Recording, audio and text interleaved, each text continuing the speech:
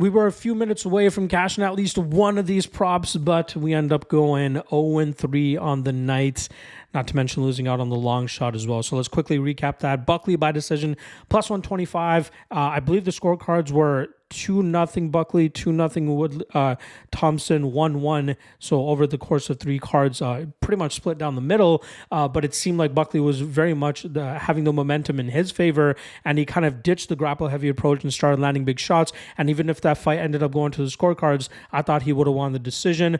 He ends up getting the knockout instead, so we have to rip up that ticket. Juliana Pena by sub. No idea why she completely stopped grappling in the fourth and fifth rounds, as she probably could have opened up some spots for herself there, but she ends up winning that fight by decision anyway, so we have to rip up that plus 575 ticket. Alex Pereira round 2 KO plus 365. All credit to Khalil Roundtree for being way more game, and I believe he won on all three judges' scorecards. He won the first two rounds as well, so a little bit more competitive of a fight than I expected it to be in that aspect. Pereira ends up getting the knockout in round 4 instead, so we have to rip up that ticket. And then the long shot, Ovince St. Preux by decision plus 600 again. Sometimes his durability holds up and he's able to pull off wins like he did against Alonzo Menafield and Kennedy Nzechukwu, and then other times it just falls off a cliff like we saw here, and he gets finished by Ryan Spann, who was able to club and then sub him. So not a good look for props last weekend on UFC 307. Let's see if we can change the tide this weekend for UFC Vegas 98. I got some pretty juicy props here. Let's see if we can go and come through with it. All right, let's get it right going here. First one up I got is Jonathan Pierce inside the distance at plus 225. Now he's going up against Pat Sabatini, who is a grapple heavy fighter just like Pierce, but Pierce, I think, is the better striker and will likely use his grappling defensively here, so he can keep this fight in the standing realm where he should be able to pressure Sabatini, stop the takedowns, and stay in his face, eventually break him, and then finish him either by TKO or club and sub. I'm thinking more so by TKO, but just to be on the safe side, the inside the distance at plus 225 is still a pretty good line to do so as well. I know he's on a 2-fight losing streak, but I think this is a very winnable fight for him, and he should be able to do it with some emphasis and probably taking out some anger from losing the last 2 fights. Let's see if he can pull it off, but plus 225 to get it done inside the distance. I like it.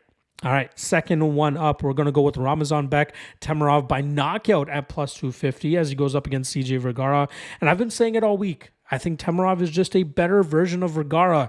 Way more physical, way more explosive, way more power, good speed, good footwork. And Vergara, he's a little bit durable, but he has been close to being finished by certain opponents in the past. I believe it was the Daniel Lacerda fight where he nearly got finished in the first round, but kept running away and somehow survived that and eventually got a finish of his own. If Temirov hurts him, Temirov is going to put him away. I have no doubt about it. So I do like this prop at plus 250, especially with him being a roughly minus 345 favorite. I expect him to go out there and do what he's done in 12 out of his 17 victories, which is win by finish, specifically by knockout. The third best prop bet that I have for you guys here is going to be Abdul Razak Al Hassan round 1 KO at plus 225. That is normally his calling card and usually how he wins most of his matchups. I think Fremd will not be able to do a good enough job in terms of tying up Al Hassan or staying away from the big power of Al Hassan. And I think also the fact that Al Hassan has kind of ditched Team Elevation or Elevation Fight Team, I think they're called in Colorado. He's gone back down to Fort Worth, Texas, training with a relatively unknown gym. I think that means we'll probably see him go back to his usual ways. You know, with him being in Denver in the past, he tried to put a little bit more of a clinch heavy and grapple heavy approach. But when he was by himself, he was more so just going out there and looking to knock people out. And I think he's going to try to replicate that once again here with Josh Fremd, who doesn't have the greatest striking defense, leaves his chin a little bit exposed, and he can't do that against a guy like Al Hassan. So give me Al Hassan round 1 KO plus 225. Much better than the minus 160 you're getting on his money line. And again, you are honing in on the prop, which normally comes through for him, which is round 1 knockout. All right, long shot. Again, this is called a long shot for a reason. It's got to be, some crazy theories every here, now and then. But I'm going to go with 2 here for my long shot, and I'm just going to sprinkle half and half here. We're going to go round 2 Nico Price plus 1,400, round 3 Nico Price plus 2,200.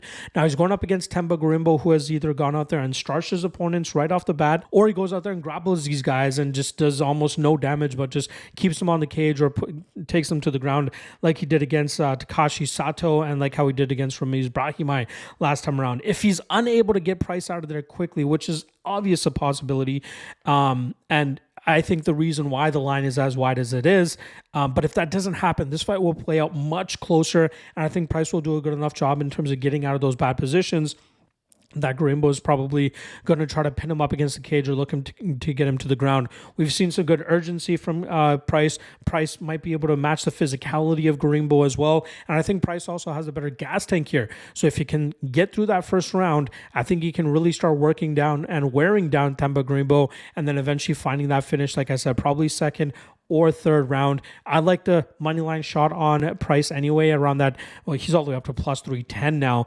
But these props could likely bear fruit here, especially if Garimbo is struggling to implement his game the way he's been able to do against past opponents. So maybe he has some false confidence coming into this matchup, thinking he can do that against Price. Price, a serious veteran who has looked very good in his last matchup against Alex Morono. Obviously, the Robbie Lawler fight gives a little bit of a cause for concern, but I think that we'll see him take the confidence, that momentum from the last fight of Morono, and go out there and try to halt this little bit of a hype train in Themba Garimbo. Again, this line makes no sense to me. I could be wrong. Price probably gets starched in the first round, but if he's able to get this into deeper water, he probably looks like the more effective fighter, and it will probably end up coming by finish as well, with him getting the victory. So once again, round 2, round 3, plus 1,400, plus 2,200 respectively. There you guys go. 3 best prop bets for UFC Vegas 98. That's a wrap on all the content that I have for UFC Vegas this weekend. I will be back on Monday for the last week of the Contender Series. We've been absolutely killing it, so I do appreciate all the support we've been getting from there. Hopefully you guys are following me over to the UFC breakdowns and all the other breakdowns that I do as well. Appreciate the love, appreciate the support. Good luck on all your action this weekend, folks, and I'll see you guys again on Monday. Peace.